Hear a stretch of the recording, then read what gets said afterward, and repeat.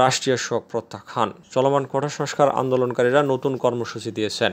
সোমবার রাতে গণমাধ্যমে পাঠানো এক বিবৃতিতে বৈষম্য বিরোধী ছাত্র আন্দোলনের সমন্বয়ক মোহাম্মদ মাহিন সরকার নতুন এই কর্মসূচি ঘোষণা করেন। এতে শিক্ষার্থীদের দাবি আদায়ের লক্ষ্যে রাষ্ট্রীয় শোককে প্রত্যাখ্যান করে লাল কাপড় মুখে এবং চোখে বেঁধে ছবি তোলা এবং অনলাইনে ব্যাপক প্রচার কর্মসূচি পালনের আহ্বান জানানো হয়েছে। বিবৃতিতে জানানো হয়, চলমান কোটা সংস্কার আন্দোলনে দেশজুড়ে সাধারণ শিক্ষার্থীদের যৌক্তিক দাবিকে কেন্দ্র করে নির্বিচারে আইনশৃঙ্খলা বাহিনীর গুলিতে শত শত শিক্ষার্থীর মৃত্যু ও হাজার হাজার ছাত্র জনতা আহত হয়ে যখন মৃত্যুর সাথে পাঞ্জা লড়ছে, তখনও শিক্ষার্থীদের দাবি মেনে না নিয়ে ৭১-এর হানাদার বাহিনীর মতো মধ্যরাতে বাসাবাড়িতে রেইড ব্লকের মাধ্যমে নিরপরাধ শিক্ষার্থীদের তুলে নিয়ে রিমান্ডের নামে মধ্যযুগীয় কায়দায় বর্বর নির্যাতন চালানো হচ্ছে। এমতো অবস্থায় বর্তমান সরকারের কর্তা ব্যক্তিরা সংকট নিরসনে শিক্ষার্থীদের দাবি মেনে না নিয়ে প্রতিদিনই নির্মমভাবে শিক্ষার্থীদের দমন পীড়ন ও মানুষের জীবন থেকে রাষ্ট্রীয় সম্পদকে অধিক গুরুত্ব দিয়ে সরকারের নিয়ন্ত্রিত মিডিয়ায় প্রচার করছে এবং মিডিয়ার সামনে দেওয়া সরকারের কর্তা ব্যক্তিদের মায়াকান্না প্রচার করছে। রাষ্ট্রীয় বাহিনীর গণহত্যা এবং নির্যাতনের বিচার না করে সাধারণ শিক্ষার্থীদেরকে নিয়ে প্রতিদিন যে নির্মম উপহাস করা হচ্ছে তার প্রতিবাদে এই কর্মসূচি।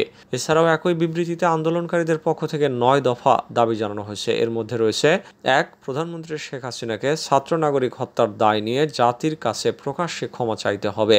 ২. আইনশৃঙ্খলা রক্ষাকারী বাহিনী এবং দলীয় ক্যাডার এবং সন্ত্রাসী কর্তৃক ছাত্র নাগরিক হত্যার দায় নিয়ে স্বরাষ্ট্রমন্ত্রী আসাদুজ্জামান খান কামাল, সড়ক পরিবহন এবং সেতুমন্ত্রী ওবায়দুল কাদের, শিক্ষামন্ত্রী মহিবুল হাসান চৌধুরী, আইনমন্ত্রী আনিসুল হককে মন্ত্রিপরিষদ থেকে পদত্যাগ করতে হবে। ইন্টারনেট শাটডাউন করে দেশের ডিজিটাল ক্র্যাকডাউন করায় তথ্য প্রতিমন্ত্রী জুনাইদ আহমেদ পলককে পদত্যাগ করতে হবে। আন্তর্জাতিক মিডিয়ায় শহীদ শিক্ষার্থী এবং আন্দোলনরত শিক্ষার্থীদেরকে ড্রাগ অ্যাডিক্টেড বলে কুরুচিপূর্ণ এবং মিথ্যা বক্তব্য দিয়ে এবং আন্দোলনকে ভিন্ন খাতে প্রবাহিত করার চেষ্টা করায় তথ্য প্রতিমন্ত্রী মোহাম্মদ এ আরাফাতকেও পদত্যাগ করতে হবে। ৩. ঢাকাসহ যত জায়গায় ছাত্র নাগরিক শহীদ হয়েছেন সেখানকার ডিআইজি, পুলিশ কমিশনার ও পুলিশ সুপারদের চাকরি থেকে বরখাস্ত করতে হবে। ৪. ঢাকা বিশ্ববিদ্যালয়, জগন্নাথ বিশ্ববিদ্যালয়, জাহাঙ্গীরনগর বিশ্ববিদ্যালয়, রাজশাহী বিশ্ববিদ্যালয় এবং চট্টগ্রাম বিশ্ববিদ্যালয় সহ সারা দেশের প্রত্যেকটি বিশ্ববিদ্যালয়ের যেখানে ক্যাম্পাসে আইনশৃঙ্খলা বাহিনী কর্তৃক শান্তিপূর্ণ আন্দোলনে হামলা হয়েছে, প্রত্যেকটি বিশ্ববিদ্যালয়ের ভিসি এবং প্রক্টরদেরকে পদত্যাগ করতে হবে। ৫. যে পুলিশ, বিজিবি, র্যাব এবং সেনা সদস্যরা শিক্ষার্থীদের ওপর গুলি করেছে, ছাত্রলীগ, যুবলীগ সহ যে সকল সন্ত্রাসীরা শিক্ষার্থীদের ওপর নৃশংস হামলা পরিচালনা করেছে এবং যে সকল নির্বাহী ম্যাজিস্ট্রেট, পুলিশ এবং সেনা কর্মকর্তাদেরকে নিরস্ত্র ছাত্র নাগরিকদের ওপর গুলি করার নির্দেশ দিয়েছে, তাদেরকে আটক করে হত্যা মামলা দায়ের করতে হবে এবং দ্রুত সময়ের মধ্যে গ্রেপ্তার করতে হবে।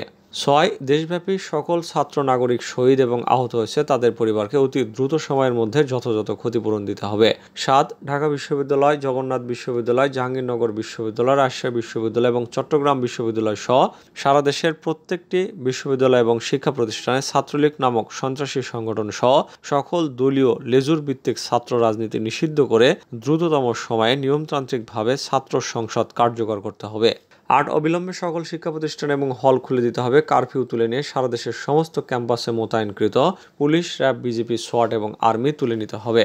৯. বৈষম্য বিরোধী ছাত্র আন্দোলনের সাথে সম্পৃক্ত শিক্ষার্থীদের একাডেমিক এবং প্রশাসনিক কোনো হয়রানি করা হবে না, এই মর্মে অঙ্গীকার করতে হবে।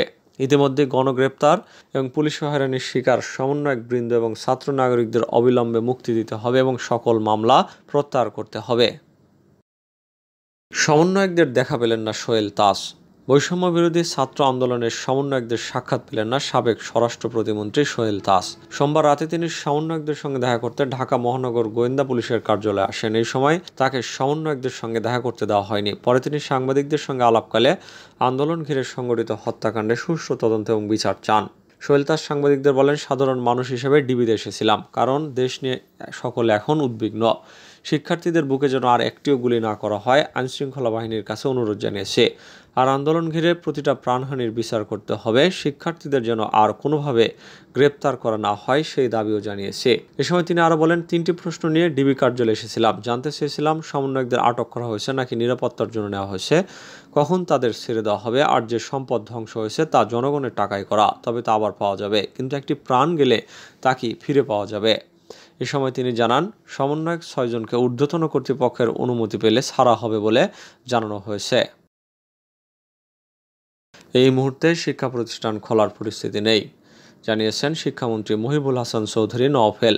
সোমবার বিকেল 4:30টায় শিক্ষা মন্ত্রণালয়ের সম্মেলন কক্ষে পেনশন ইস্যুতে বিশ্ববিদ্যালয়ের শিক্ষকদের সঙ্গে বৈঠকে বসেন শিক্ষামন্ত্রী। এ সময় সাংবাদিকদের প্রশ্নের জবাবে তিনি এই কথা বলেন। আরও কিছু শিক্ষার্থী রাস্তায় নেমেছে, এমন পরিস্থিতিতে শিক্ষা প্রতিষ্ঠান খোলার বিষয়ে জানতে চাইলে মন্ত্রী বলেন, এ বিষয়ে যারা দায়িত্বপ্রাপ্ত আছেন তাদের সঙ্গে আলোচনা করতে হবে।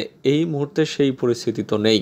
আর আপনারা যেমনটি বলছেন কয়েকজন নেমেছে, কয়জন নেমেছে বা কী হয়েছে সে ব্যাপারে এই মুহূর্তে আমার কাছে কোনো তথ্য নেই। তথ্য পেলে আপনাদের জানাতে পারবো।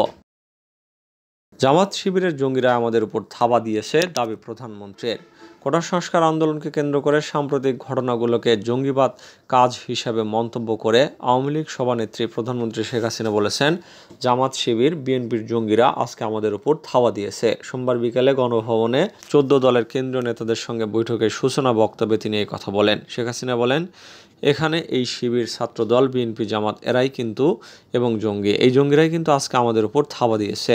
তিনি বলেন, বাংলাদেশে যে ঘটনাগুলো ঘটছে আসলে এটা কোনো রাজনৈতিক কিছু না, এটা সম্পূর্ণ জঙ্গিবাদী কাজ, একেবারে জঙ্গিবাদী কাজ। কোটা সংস্কার আন্দোলনের প্ল্যাটফর্ম বৈষম্য বিরোধী ছাত্র আন্দোলন প্রসঙ্গে শেখ হাসিনা বলেন, এদের উদ্দেশ্যটা এখন বোঝা যাচ্ছে যে কোটা কোনো ইস্যু নয়। একে একে যে কয়টা প্রতিষ্ঠান বাংলাদেশের সেবা দেয়, যে কয়টা প্রতিষ্ঠান বাংলাদেশের মানুষের জীবনযাত্রার মান উন্নত করে, সেটাই ধ্বংস করা, অর্থাৎ বাংলাদেশটাকেই যেন ধ্বংস করে ফেলা।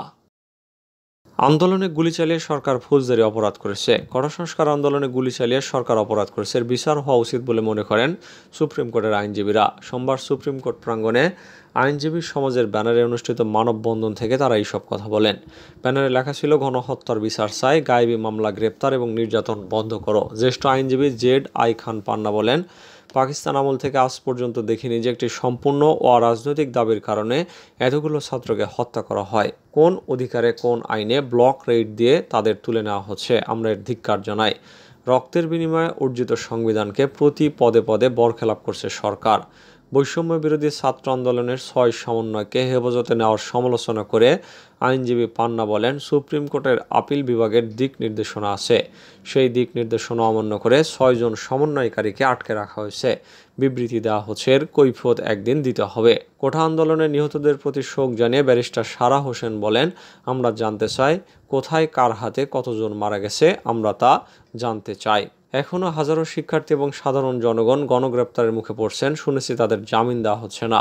লিখিত বক্তব্যে আইনজীবী অনেক আর হক বলেন, আন্দোলনের সঙ্গে সম্পৃক্ত শিক্ষার্থীদের নির্যাতন, গুলি করার পাশাপাশি গণগ্রেপ্তারও করা হয়েছে। এসব ঘটনার কারণ উদ্ঘাটন, সুষ্ঠু তদন্ত এবং বিচার আবশ্যকতা রয়েছে। এরই অংশ হিসেবে দেশের শিক্ষক, আইনজীবী, সাংস্কৃতিক কর্মী ও সাধারণ অভিভাবকদের পক্ষ থেকে বাংলাদেশের কয়েকজন ব্যক্তির সমন্বয়ে জাতীয় গণতন্ত্র কমিটি গঠন করা হয়েছে।